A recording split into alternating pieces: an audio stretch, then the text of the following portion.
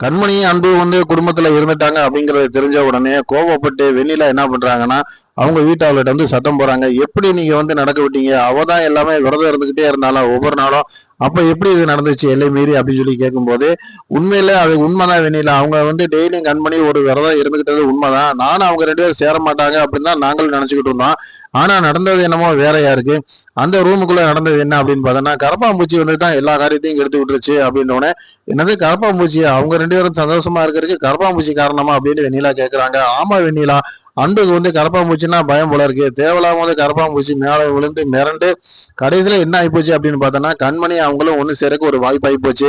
இன்னும் ஒருபடியே மேல போய் அன்பு என்ன பண்றான் அப்படின்னு பார்த்தோன்னா, கரப்பாம்பூச்சியை போட்டா புறம் போட்டு அதுல என்ன பண்ணிக்கிறான் பாத்தீங்கன்னா, பத்தி சூடம்லாம் பொருத்தி வச்சு என் வாழ்க்கை அடிதான் துவக்கி வச்சு அப்படின்னு சொல்லலாம் சாமி கும்பிட்டு இருக்கான். பாத்தி என்னென்ன நடக்குதுன்னு பாரு. இதெல்லாம் பார்க்கும்போது எங்களுக்கே இன்சல்ட்டா இருக்கு. எங்களால அங்க உட்காரவே முடியல அப்படின்ற மாதிரி எல்லாம் சொல்றாங்க. அதை பார்த்துட்டு வெண்ணிலா ரொம்ப கோவப்படுறாங்க. இப்படி நீங்க சொல்றதுக்கு உங்களுக்கு கொஞ்சம் கூட வெக்கம் இல்லையா? நான் ஏற்கனவே சொல்லி வச்சிருந்தேன் அவங்க 2 பேரும் சேரக்கூடாதுன்னு. எப்பயுமே நான் எந்த ஒரு விஷயத்தையுமே முழுசா எனக்கு வேணும் அப்படித்தான் நினைப்பேன். தேவையில்லாம கண்மணிக்கு அதை கொடுத்துட்டீங்களே அப்படின்னு சொல்லி வேதனைப்படுறாங்க. பரவாயில்ல, அதனால ஒண்ணும் இல்ல. இனிமேல் கண்மணி அன்பும் சந்தோஷமா வாழ விட மாட்டேன். அவங்கள நான் ஏதாச்சும் கண்டிப்பா பண்ணுவேன். என் கண்ணு முன்னாடி அவங்க சந்தோஷமா வாழ்ந்துட முடியுமா? இன்னைக்கு நடந்த அவங்களுடைய முதல் இரவு இதுதான் கடைசியா இருக்கணும் அப்படின்ற மாதிரிலாம் சொல்றாங்க. என்ன பண்ண போற அப்படின்னு கேட்கும்போது, அவங்க வீட்டாளர்கள் எல்லாத்தையுமே வீட்டை விட்டு வெளியே விட்டு அந்த வீட்டை என் பேருக்கு நான் வாங்கிட்டேன். ஸோ அவங்க வீட்டாளுக்கு எல்லாமே வெளியில தெருவுல தான் நிற்கிறாங்க. ஸோ கண்மணி எப்படி என்கிட்ட தேடி தான் வரணும். தேடி அவ வரட்டும். வந்ததுக்கு பின்னாடி கண்டிப்பா அவளுக்கு நான் சொல்லக்கூடிய ஒரே விஷயம் தான், இந்த வீடு உனக்கு வேணும்னா நீ அன்பை விட்டு வெளில போகணும் அப்படின்ட்டு சொல்றாங்க. அதுக்கு நினைக்கிறேன்னா அது கண்மணி ஒத்துக்குருவாளா அப்படின்றாங்க. ஒத்துக்கிறாம எங்க போக போறா? அவளுக்கு அவங்க அம்மா அப்பா முக்கியம் இல்லையா? மெயினா அவங்க அம்மா முக்கியம் இல்லையா அப்படின்ற மாதிரி சொல்றாங்க.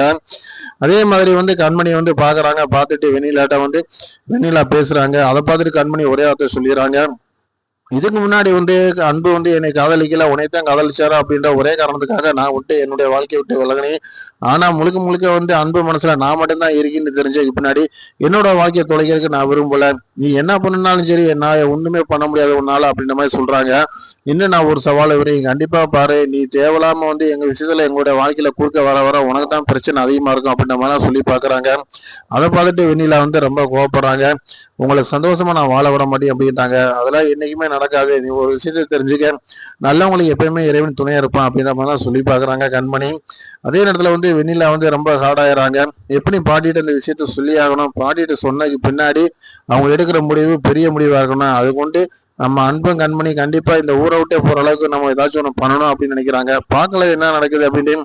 வெண்ணிலானோட கோவத்தை தணிக்க முடியுமா? இல்ல வெண்ணிலா மனசு மாறுவாங்களா என்னங்கிற பார்க்கலாம். தொடர் மச்சானால பாருங்க, லைக் பண்ணுங்க, ஷேர் பண்ணுங்க, சப்ஸ்கிரைப்